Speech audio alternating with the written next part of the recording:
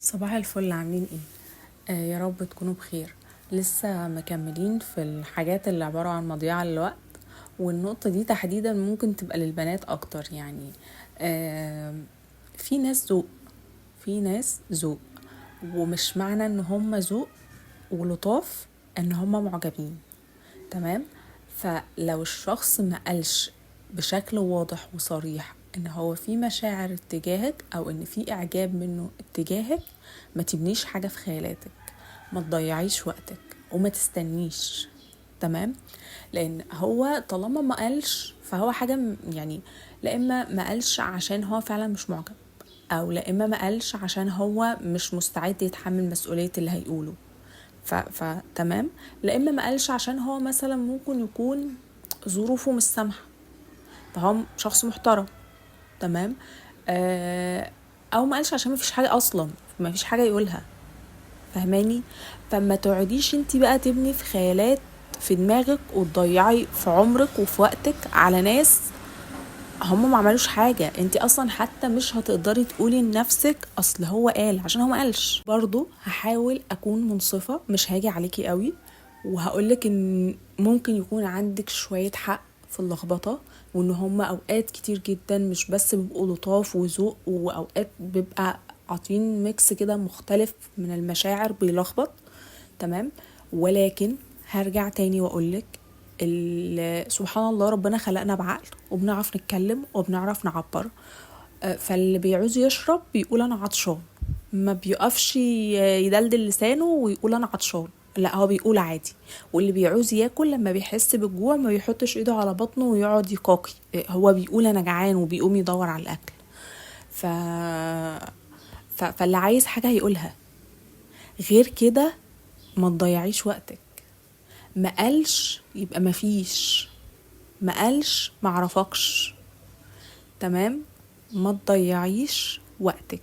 في قاعدة كده انا بحبها قوي، بتقول لو صدقت العزم لوجدت السبيل. يعني لو في شخص صادق في مشاعره اتجاه اي حد، هيلاقي الطريقة اللي يقول بيها او يعبر بيها عن مشاعره، وهيلاقي الطريقة اللي يحط مشاعره فيها، المشاعره دي في النطاق الصح. تمام. فالرجالة عموما لو عايز بنت هيسعى، هيسعى بقى يشتغل شغلانة واتنين وتلاتة، وهيفحت في الصخر، وهيعمل كل الشقلبة اللي ممكن يتشقلبها او المتاحة في امكانياته علشان البنت دي. فلما تلاقي بقى اعذار ومبررات كتير وحاجات كتير كده مش منطقية، ما تكمليش. هو مش عايزك، هو مش صادق في مشاعره. هو لو صادق في مشاعره صدقيني هيتشقلب، هيعمل اللي علشان يوصل، علشان يقولك انا فعلا بحبك، انا فعلا عايزه اكمل معاكي. وعلى فكره الرجاله تقريبا، يعني الرجاله كلها واضحه في النقطه دي، ان هو لو عايز البنت دي هيعمل المستحيل عشان البنت دي. وفي البعض منهم اصلا اللي مش هيحط البنت دي في الحتة بتاعة الصحوبية اصلا. يعني فاهمة الموضوع ماشي معاهم ازاي. هو يعني مش هحطها في الحتة دي اصلا، لا انا هروح اتقدم على طول، او انا هدخل البيت من بابه على طول. فاهمة؟ هو شايفها في حتة حلوة قوي، فهو مش هينزل يعني مش هينزلها لحتة تانية. الناس اللي بتمشي وترجع تاني ما تضيعوش وقتكم معاهم، خصوصا الناس اللي مشت اول مرة من غير اسباب واضحة او اسباب منطقية. يعني مثلا في ناس بتمشي علشان انتوا خناقاتكوا كتير، عشان انتوا مثلا مش متفقين، علشان مثلا في اسباب، في اسباب خلتكم انتوا الاتنين مش قادرين تكملوا، اتفقتوا انتوا الاتنين ان انتوا ما تكملوش. فوالله عدى وقت معين وانتوا الاتنين اتغيرتوا فقررتوا ترجعوا. تمام ماشي.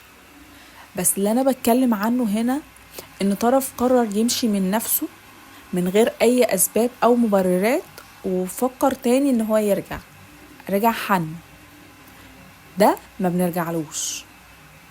ايا كان ده بقى بنت ولد، دول ما بنرجع لهمش. ليه؟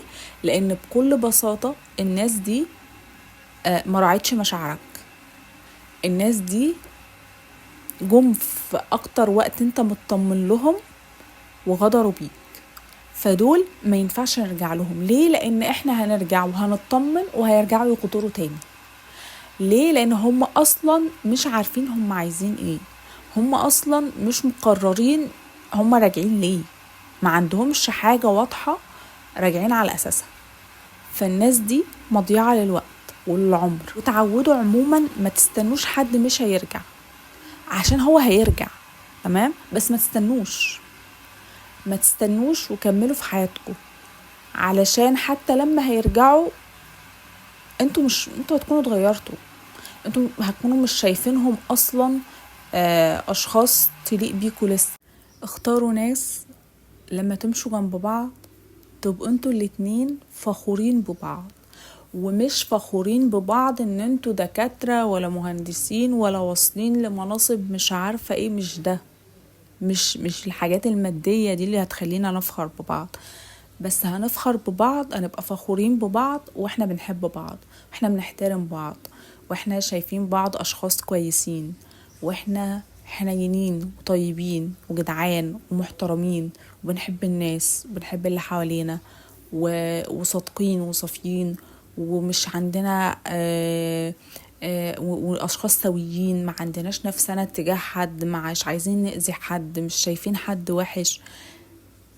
دي الحاجات اللي تخلينا نمشي احنا الاتنين فخورين ببعض، احنا الاتنين حابين بعض، وكل واحد فينا ماشي جنب التاني فخور باللي ماشي جنبه، مش بلبس ولا بشكل ولا بمظهر ولا بمناصب ولا بأي حاجة من الحاجات دي، لكن شايفين بعض بعين تانية، شايفين بعض من جوانا ومبسوطين ببعض وفخورين ببعض.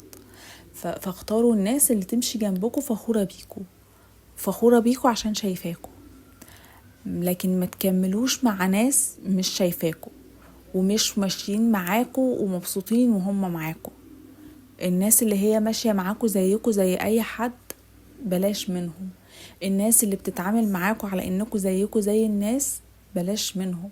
وما اقصدش هنا ان انتوا طلعتوا السما، بس كل واحد فينا عنده حاجات مميزة، ربنا خلقنا كل واحد فينا ليه بصمة مميزة.